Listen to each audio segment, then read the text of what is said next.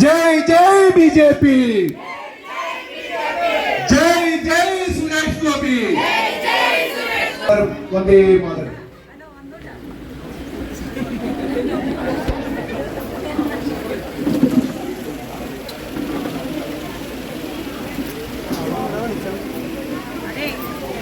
हाँ 2029 നമുക്ക് നോക്കാം. ഒരുപാട് സന്തോഷം. നമ്മൾ ഈ മണ്ഡല പര്യടനത്തിന്റെ ഭാഗമായിട്ട് തൊഴിൽശാലകളും 50 പേര് വെച്ച് കാണുക, 50 100 അങ്ങനെ വിചാരിച്ച് നടക്കുന്ന പരിപാടികളിൽ നിന്ന് ഇന്നലെ ശിവാലയ ഓട്ടത്തിന്റെ ഭാഗമായിട്ട് ഏതാണ്ട് 50,000 പേരെ കണ്ടു എന്നാണ് കണക്ക് വന്നിരിക്കുന്നത്. അതൊരു വലിയ ഈശ്വരാനുഗ്രഹമാണ്.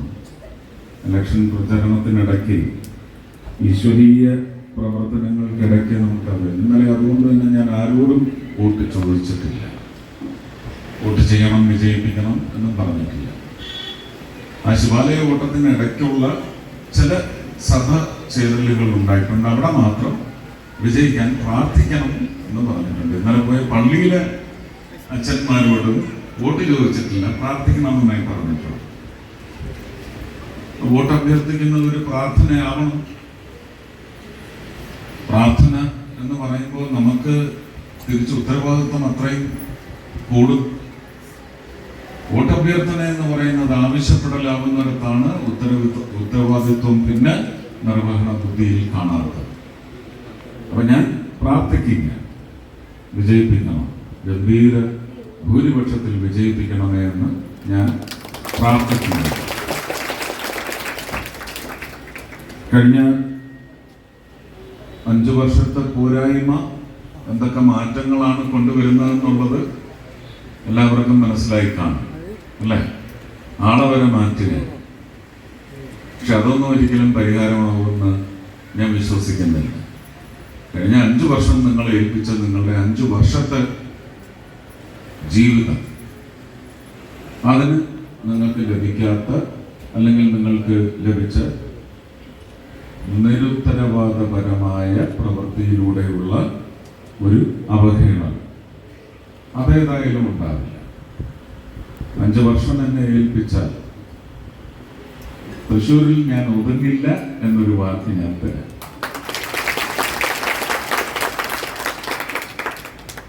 കേരളം, സംസ്ഥാനം മുഴുവൻ ഞാൻ എൻ്റെ പ്രവർത്തനം കാഴ്ചവെച്ച് തൃശ്ശൂരുകാരെ തെരഞ്ഞെടുത്ത MP കേരളത്തിന് ഉതകി എന്ന് പറയുന്ന ഖ്യാതി ഞാൻ നിങ്ങൾക്ക് നേടിത്തരും. അത്രയും ദൃഢനിശ്ചയത്തോടെയാണ് നിങ്ങളുടെ മുന്നിൽ വന്ന് നിൽക്കുന്നത്. ഇത് വാഗ്ദാനം തന്നെയാണ്. മറ്റാരാലും ഇനി തലകുത്തി നിന്നാലും വിചാരിച്ചാലും തകർക്കാൻ പറ്റാത്ത എൻ്റെ വാഗ്ദാനമാണ് ഞാൻ നിങ്ങൾക്ക് നൽകിയത്. ആ വാഗ്ദാനം നിറവേറ്റാൻ എനിക്ക് ആരുടെയും ഔദാര്യവും ഒത്താശയും ഒന്നും ആവശ്യമില്ലാതെ എൻ്റെ ഹൃദയ നിശ്ചയമാണ്. ഞാനത് ഒരു നോമിനേറ്റഡ് MP എന്ന നിലയ്ക്ക് അതിൻ്റെ അംശങ്ങൾ അവിടെയായി. അത്യാവശ്യം ചെയ്യേണ്ടത് 5 വർഷം തൃശ്ശൂർ ലോക്സഭാ മണ്ഡലം ഏൽപ്പിച്ച ഒരാൾ എന്ത് ചെയ്തു, അതിനു മുമ്പ് 2014 മുതൽ 19 വരെ ഒരാൾ എന്ത് ചെയ്തു, അവരുടെ രാഷ്ട്രീയത്തിനൊക്കെ ഉത്തരവാദിത്വം ഉണ്ടെങ്കിൽ ഉത്തരം പറയണം. എന്നാൽ 6 വർഷം കേരളത്തിന് അല്ല ഇന്ത്യക്ക് മുഴുവനായി നിർദ്ദേശിതനായി വന്ന ഒരു MP കേരളത്തിൽ ഉടനീളം എന്തൊക്കെ ചെയ്തു, മറ്റ് സംസ്ഥാനങ്ങളുടെ കണക്കുകൾ നിങ്ങൾ എടുക്കണ്ട, എന്തൊക്കെ ചെയ്തു എന്ന് പറയുന്ന പഠനം നടത്തണം. ഉറപ്പായിട്ടും ആ ഒരു പ്രവർത്തനത്തിന്റെ മേലെ, എൻ്റെ തന്നെ സിനിമയിലെ ഡയലോഗ് പറയുകയാണെങ്കിൽ അതുക്കും മതുക്കും മതുക്കും മേലെ ഉറപ്പായിട്ടും ചെയ്തിരിക്കും. ഈ സിനിമ എന്ന് പറയുന്നത് എൻ്റെ അന്തസ്സാണ്, എൻ്റെ സ്വത്വമാണ്, എൻ്റെ ഐശ്വര്യമാണ്. എന്നെ ഇവിടം വരെ എത്തിച്ച് ഒരു രാഷ്ട്രീയക്കാരനും കിട്ടാത്ത ഹൃദയ പ്രതിഷ്ഠ നേടിത്തരാൻ എന്നിലെ കലാകാരൻ തന്നെയാണ് എന്നെ സഹായിച്ചു കൊണ്ടിരിക്കുന്നത്. അതുകൊണ്ട് തന്നെ ഭരചന്ദ്രനാണെന്ന് ആരെങ്കിലും പറഞ്ഞാൽ അത് ഖ്യാതിയായിട്ടെടുത്താൽ മതി. മറ്റാർക്കും ആ ഭരചന്ദ്രൻ ജീവിതത്തിലാവാൻ സാധിക്കും. ഇനി ജനകനിലെ അച്ഛൻ, ഒരച്ഛൻ്റെ രോദനം എന്ന് ചങ്ക് പൊട്ടി വിളിച്ചു പറഞ്ഞ അച്ഛനാണെങ്കിൽ അതും എനിക്ക് തന്നെ ആവാൻ കഴിയും. കാരണം ആ കഥാപാത്രം അങ്ങനെ ഒരു സ്ഥാനം മലയാളികളുടെ ഹൃദയത്തിൽ നേടിയെടുത്ത് കഴിയും. അതൊക്കെ കണ്ട് കേട്ട് ഭയക്കുന്നുണ്ടെങ്കിൽ നിങ്ങൾ ഭയന്നുകൊള്ളുക, അവഹേളിക്കാൻ നിൽക്കരുത്. ഇത് സിനിമയാണെന്നാണ് ജീവിതം എന്നാണ് വിചാരം. ഞാൻ ചോദിച്ചോട്ടെ, ഈ സിനിമയിലെ മുഖ്യമന്ത്രിക്ക് എന്താണ് ഇത്രയധികം കയ്യടി കിട്ടുന്നത്? നമ്മുടെ നാട്ടിലെ യഥാർത്ഥ മുഖ്യമന്ത്രിമാർക്ക് അതിന്റെ 10% കയ്യടി കിട്ടുന്നില്ല. എന്തുകൊണ്ടാണ്? അപ്പൊ എന്തൊക്കെയാണ് ജനങ്ങളുടെ ആഗ്രഹം, അവരുടെ ആവശ്യം എന്താണ്? ഇത് കൃത്യമായി ഒരു കഥാപാത്രത്തെ രചിച്ചു വെക്കുന്ന എഴുത്തുകാരന് ഒരു സാമൂഹിക ഉത്തരവാദിത്വമുണ്ടെങ്കിൽ ആ ഉത്തരവാദിത്വം ആ എഴുത്തിൽ വന്നിട്ടുണ്ട്. ജനങ്ങളുടെ ഹൃദയം മനസ്സിലാക്കിയുള്ള എഴുത്ത് വന്നിട്ടുണ്ടെങ്കിൽ പ്രകടനക്കാരൻ, അവൻ നായകനായാലും ശരി തന്നെ, ഉപനായകനായാലും മറ്റ് ചെറു വേഷങ്ങൾ ചെയ്യുന്നവരായാലും ശരി തന്നെ, അതിന്റെ വൈകാരികത ഉൾക്കൊണ്ട് ജനങ്ങളിലേക്ക് എത്തിച്ചാൽ, കരഘോഷം മുഴങ്ങിയാൽ മനസ്സിലാക്കിക്കോളൂ, ആ കരഘോഷം ഉത്തരവാദിത്വം നിറവേറ്റാത്ത രാഷ്ട്രീയക്കാരന്റെ കരണത്തിട്ടുള്ള അടിയാണെന്ന് നിങ്ങൾ മനസ്സിലാക്കിക്കോളൂ. അത്രയും സീരിയസ് ആണ്. ജനങ്ങളാണ് ഓഡിയൻസ് അല്ല, ജനങ്ങളാണ് ഓഡിയൻസായി മാറുന്നത്. അവരുടെ സ്വപ്നം സ്ക്രീനിൽ നടക്കുന്നത് കാണുമ്പോൾ അവര് കരഘോഷം മുഴക്കുന്നുണ്ടെങ്കിൽ അവരത് ആഗ്രഹിക്കുന്നു. അതിനുവേണ്ടി അവർ പുതിയ മാർഗങ്ങൾ സ്വീകരിക്കും.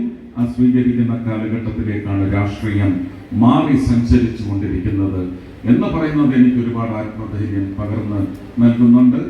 ഞാൻ ഒരു കാരണവശാലും സിദ്ധാർത്ഥനെ പോലെയുള്ള മക്കളെ കൊല്ലുന്ന രാഷ്ട്രീയക്കാരുടെ ഭാഗമായിരിക്കില്ല, ചതിക്കില്ല, വഞ്ചിക്കില്ല. നിങ്ങളുടെ ഒന്നും പിടിച്ചു പറിക്കാൻ ഞാൻ വരില്ല. നിങ്ങളുടെ ജീവിതത്തിലേക്ക് ചേർക്കുന്ന അംശങ്ങൾക്ക് വേണ്ടി ഞാൻ അഹോരാത്രം പണിയെടുക്കും. വിജയിപ്പിച്ച് വിജയശ്രീ ലാളിതനാക്കണേ. നമുക്കിത് തന്നെ ഇലക്ഷൻ റിസൾട്ട് വന്നു കഴിയുമ്പോൾ ആഘോഷ പരിപാടികളായി ഒരു മാസം മുന്നോട്ട് കൊണ്ടു നടക്കാൻ സാധിക്കണം എന്ന പ്രാർത്ഥനയോടെ എല്ലാവർക്കും എൻ്റെ ഒരുപാട് സ്നേഹം, നന്ദി, നമസ്കാരം. ചിഹ്നം താമര.